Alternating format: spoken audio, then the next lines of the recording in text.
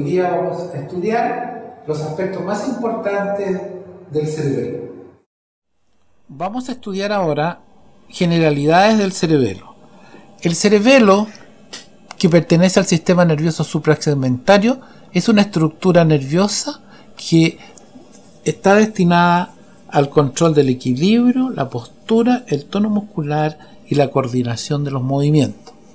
Se encuentra ubicado por detrás del tronco encefálico y por consiguiente por detrás o dorsalmente al cuarto ventrículo, por debajo del hemisferio cerebral en lo que corresponde al lóbulo occipital, del cual se encuentra separado por un repliegue de dura madre que se denomina el tentorio del cerebelo. En esta imagen ustedes pueden ver cómo se ve muy bien el cerebelo en una resonancia nuclear magnética.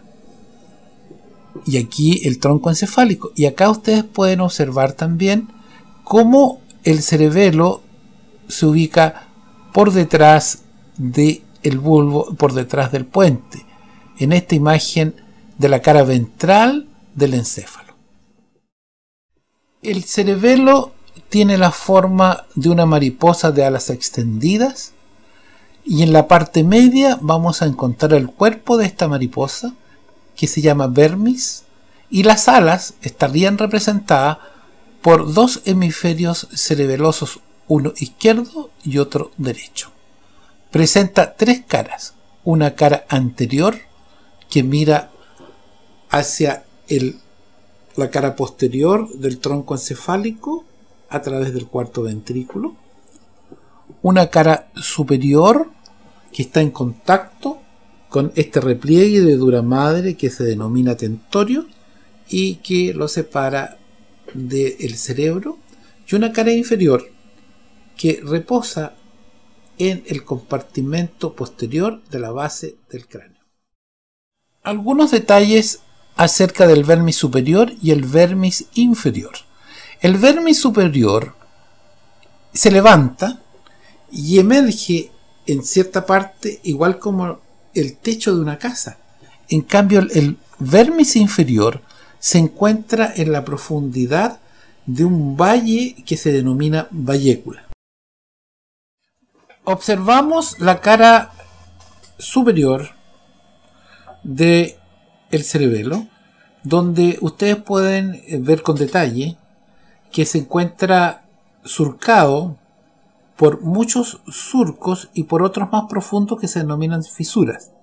Entre los surcos se determinan las hojas o folias del cerebelo, y en cambio en estos surcos más profundos denominados fisuras, nosotros podemos separar en lóbulos o lobulillos. Por ejemplo, aquí hay una fisura, un surco muy profundo que es muy importante desde el punto de vista filogenético, morfológico y funcional, que se llama la fisura prima. Y también a nivel del vermis vamos a ver una clara separación en algunos lobulillos. Por ejemplo, con el número 1 observamos la língula, con el número 2 el lobulillo central, con el número 3 el culmen, que representa la parte más alta de la cara superior del cerebelo, con el número 4 el declive, y con el número 5 el folio o folium. También podemos distinguir en los hemisferios lateralmente algunas estructuras. Por ejemplo, con el número 7 vemos el lóbulo cuadrangular anterior. Con el número 8 observamos el lóbulo simplex, pero llamado más frecuentemente cuadrangular posterior. Con el número 9 el lóbulo semilunar superior. Y sobre todo no olvidar que con el número 12, vamos a recalcar este aspecto, tenemos la fisura prima o fisura primaria, que cruza de lado a lado los hemisferios y el vermis del cerebelo. Tenemos una vista de la cara posterior del cerebelo, donde hemos marcado con color verde una gran fisura que es la fisura horizontal, que también, al igual que la fisura prima, va de un lado a otro, de un borde o margen al otro margen, pasando por los hemisferios y por el vermis. Pero ojo, esta fisura no tiene ninguna implicancia funcional ni filogenética. Es decir, no separa territorios filogenéticamente y funcionalmente diferentes. Es simplemente una fisura que hay que conocer porque tiene una ubicación tan característica. Vamos a identificar en el vermis superior el culmen con el número 1, con el 2 el declive, con el 3 el folio, con el 4 el tuber, ya con el 5 la pirámide, que se ve muy bien en el vermis inferior, con el número 6 el lóbulo semilunar superior, con el número 7 el semilunar inferior, ambos como ustedes ven en los hemisferios, con el número 8 el lóbulo biventral o digástrico, que son los más característicos que podemos ver en esta foto de la cara posterior. Tenemos en esta fotografía el vermis inferior ubicado dentro de la vallécula, y en el vermis inferior hemos destacado con color la ubicación de la fisura secundaria. También con números podemos distinguir algunas estructuras importantes. Con el número 1 el nódulo, con el 2 la úvula, con el 3 la pirámide, llamada también por los antiguos pirámide de Malacarne, con el número 4 el tuber, con el número 6 las tonsilas del cerebelo. Y aquí voy a detener un poco porque las tonsilas están junto al bulbo, y cuando existe cierta patología, aumento de la presión intracraneana, por ejemplo, estas tonsilas pueden comprimir a nivel del foramen magno al bulbo y producir una muerte por paro cardiorrespiratorio en el paciente, por ejemplo.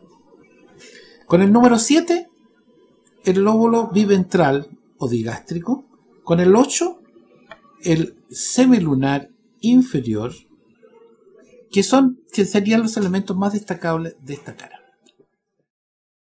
Aquí les presentamos la cara anterior del cerebelo, llamada por muchos también el ilio del cerebelo, donde es importante identificar algunas estructuras más que otras que las hemos marcado con un color verde, y pasamos a describir ahora cada una de ellas. Por ejemplo, el número 1 el lóbulo central en el vermis superior, el 2 la língula también en el vermis superior, el 3 el nódulo, y el nódulo se encuentra separado del número 4 de la úvula por una fisura que se denomina fisura dorsolateral. Con el número 6 tenemos el flóculo. Con el número 7 nos aparece de nuevo la tonsila. Y con el número 10, pedúnculo cerebeloso superior. El 9, de mayor volumen, pedúnculo cerebeloso medio. Y con el número 8, pedúnculo cerebeloso inferior o cuerpo restiforme. Les adelanto que lo que está marcado con color verde corresponde al arquicerebelo. Todas las descripciones anteriores acerca de surcos, fisuras, lóbulos, lobulillos, es para entender esta división filogenética del cerebelo, es decir, cómo se fue formando a lo largo de la escala zoológica. La primera fase, lo primero que aparece es el arquicerebelo, de color azul, representado por el nódulo y el flóculo. El arquicerebelo apareció en los vertebrados primitivos que realizaban movimientos ondulatorios en medio del líquido, por ejemplo, las lampreas.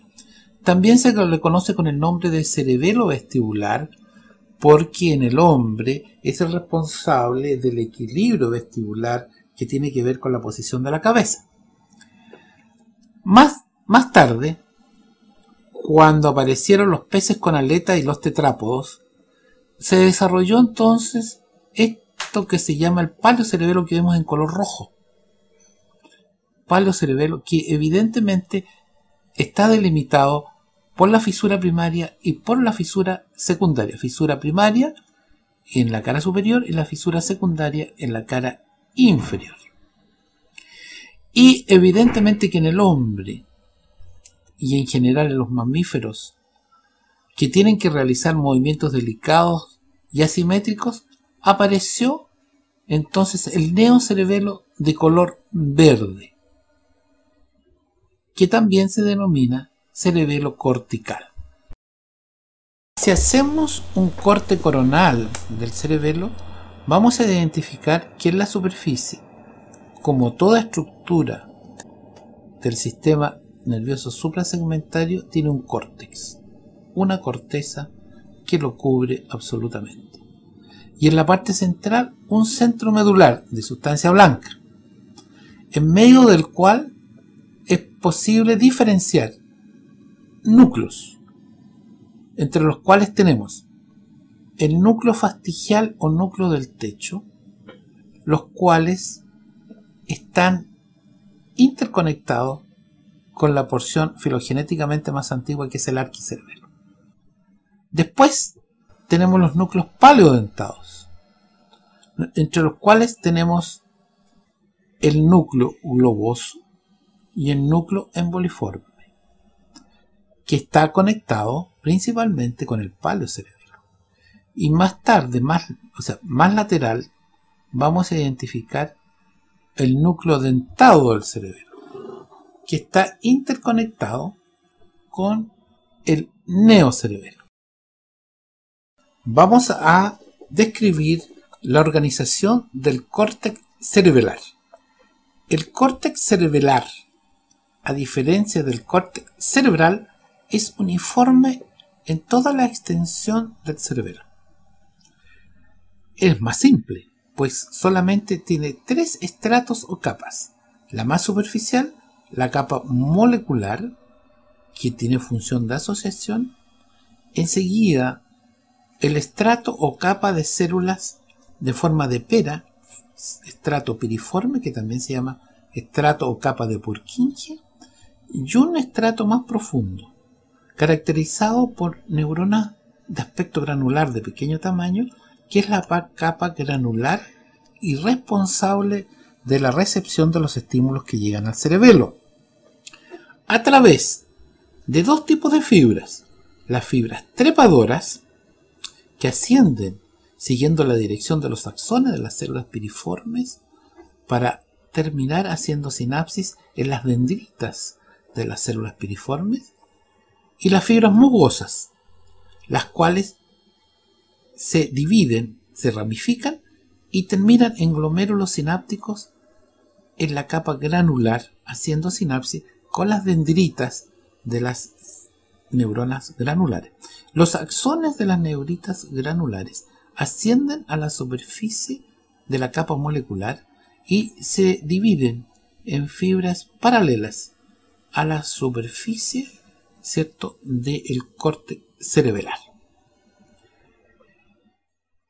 Todo el procesamiento de la información va a bajar por estímulos generados en las células piriformes, que van a inhibir en general a las neuronas de los núcleos centrales, que son las responsables de responder a los estímulos que han llegado al cerebelo, ya sea a nivel del arquicerebelo para mantener la posición de la cabeza y el equilibrio vestibular, ya sea al paleocerebelo o cerebelo espinal, destinado principalmente al control del tono muscular, o al neocerebelo, el cerebelo cerebral, que ya tiene un rol mucho más complejo, pues tiene como función el control de los movimientos finos y complejos.